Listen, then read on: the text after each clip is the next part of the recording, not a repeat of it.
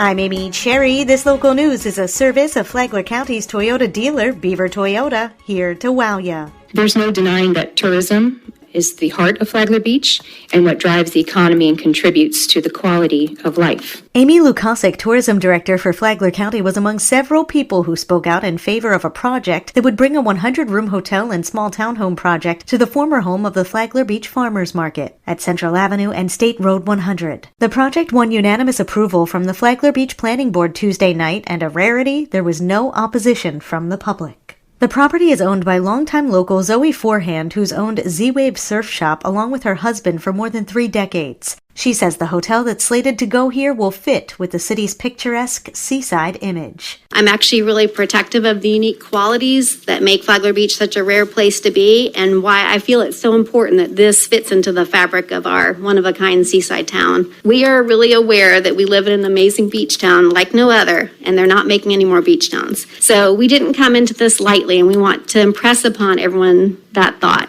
John Ludry, who co-owns Johnny's Oceanside and sits on the Tourist Development Council, hopes this project comes to fruition. Been here for a very long time. Ultimately, if Zoe was not behind this project, I would be a lot more skeptical. But just to kind of mirror what everyone else has said so far about her, she truly cares, and that's what we need. We need passion, we need positivity. And I'm excited tonight that there isn't so much negativity and that we're a little bit more open-minded. Lukasik says the area is lucky to have an owner as involved as Forehand. She has thought of every detail with care, sensitivity, and consideration of the community. And last time Zoe and I spoke, she even is very particular on what type of soap is going to be used in the room that is environmentally friendly. So she has left no stone unturned. She could sell the land to someone that wouldn't take all this consideration into account and build a hotel that could take us into a very different direction. And we want this type of passion and personal interest behind this type of project. Negotiations are ongoing for who will manage the hotel.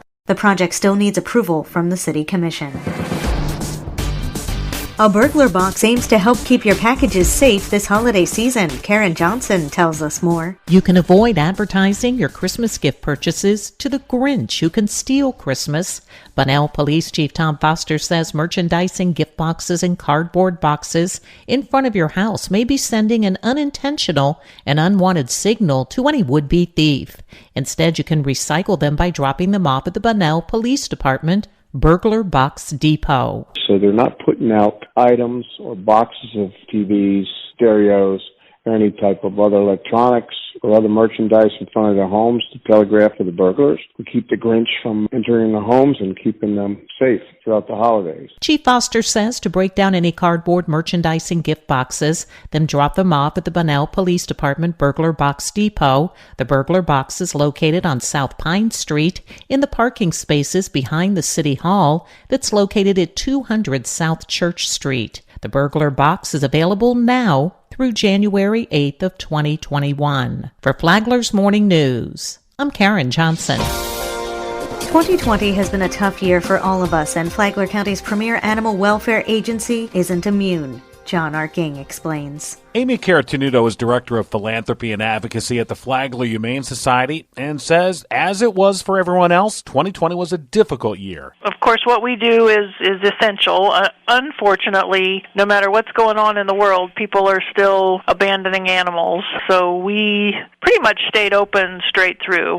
We changed our protocols a little bit. Our doors may have been locked for a few weeks, but we were still helping customers outside. Animals were still coming in. We slowed down some of our veterinary services, but we're back up. Really, we're at 100% right now as far as we're providing veterinary services for owners with animals that need help. We're providing low-cost spay-neuter. Obviously, we're taking in every animal that needs us. We're doing adoptions, reunions of lost pets with their owners. Caratinudo says at this point it's pretty much business as usual, just with masks. From the WNZF Newsroom, I'm John Arking.